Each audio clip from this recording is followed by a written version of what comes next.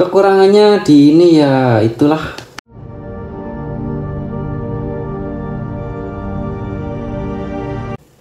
Assalamualaikum warahmatullahi wabarakatuh. Kembali lagi di channel Caiku ya.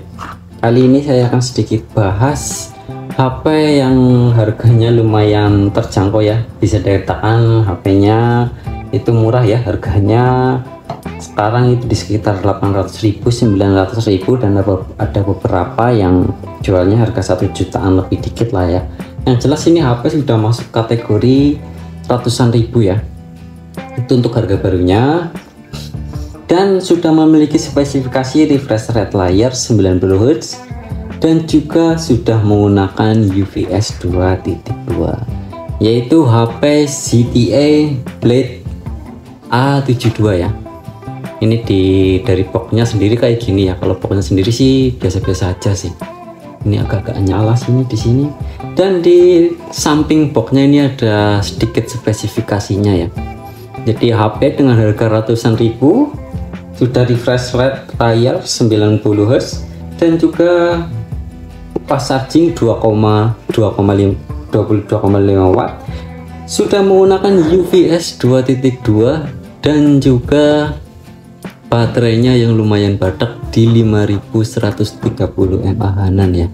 Jadi ini HP ratusan ribu yang ya lumayan worth it lah ya. Kalau misalnya kita mau cari HP buat sekedar WhatsApp atau mungkin push rank Mobile Legends, ini mungkin HP masih kuat ya. Oke ya, kita sedikit bahas langsung aja ya di HP-nya ya. Oke, ini di sini ada HP-nya. Dari segi bentuknya sendiri ini seperti ini ya. Dari bentuknya ini kayak ini jelas banget plastik lah ya, karena harga HP ratusan ribu itu ya build quality-nya yang enggak begitu bagus-bagus banget ya. Ini jelas banget plastiknya ya, plastik biasa lah kayak gini lah, ada corak-corak kayak gininya. Sudah menggunakan triple kamera ya. Jadi ini triple kamera ya.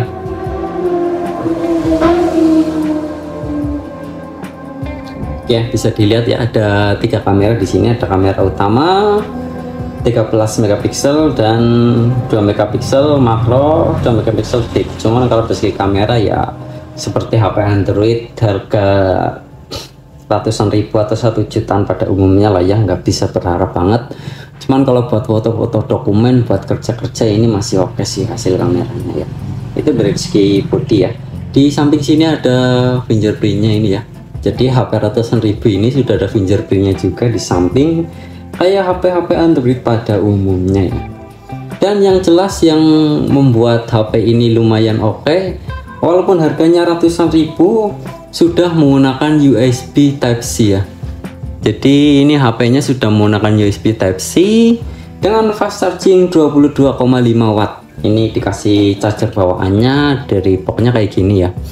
Dan chargernya ini lumayan berat lah ya, nggak kayak charger murahan. Mungkin kalau saya bandingkan dengan kualitas dari Infinix mungkin lebih oke ini sih kalau lihat dari chargernya ya.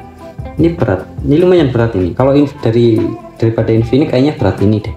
Dan ujungnya juga tidak nempel ke magnet ya. Jadi ini saya kira casnya oke lah, nggak asal bikin cas-casan lah. Ini kalau lihat cas-casannya sih oke sih.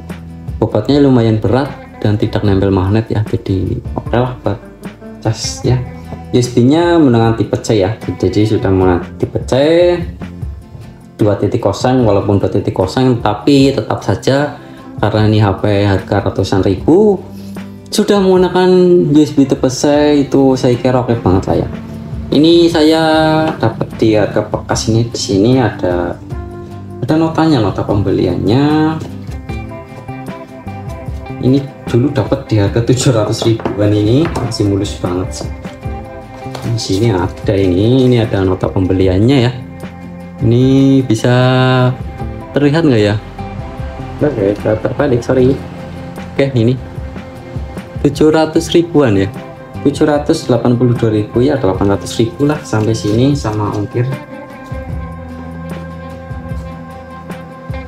Oke, kita tutup lagi, kita kembali ke HP-nya ya. Yang jelas HP ini harganya di ratusan ribu ya. Dari segi layarnya sendiri, ini layarnya di sini ada keterangannya 6,7 in dan HD plus, sudah HD plus walaupun belum full HD tetapi sudah HD plus ya. Tetapi ada kekurangan di layarnya ya. Layarnya ini PPI nya ya bisa dikatakan bagus sih, walaupun nggak tajam-tajam banget. Kalau saya lihat pas saya pakai sih kayak nggak sesuai spek sih. Kalau di spesifikasinya itu 390 ppi, tetapi kalau pada saat saya pakai itu kayaknya sih ketajaman warnanya nggak segitu ya. Kayaknya nggak segitu sih, kayaknya hampir karena sama Oppo nya ini, Oppo A53 kayaknya masih tajam sama Oppo A53 ya. Ini PPI nya kayaknya kurang lebih sama, tetapi perbedaan warnanya itu beda banget. Jadi ini kayak nggak sesuai 350 ppi ya ketajaman warnanya ya. Cuman yang jelas di HP ini itu sudah support refresh rate layar 90 Hz ya. Di sini ada di pengaturannya ya. Dan ini kalau misalnya kita gunakan buat gaming Mobile Legends, mungkin buat nonton anime, ini masih oke banget ya. Karena buat nonton animasi kalau refresh rate-nya itu tinggi otomatis lebih enak buat dilihat ya.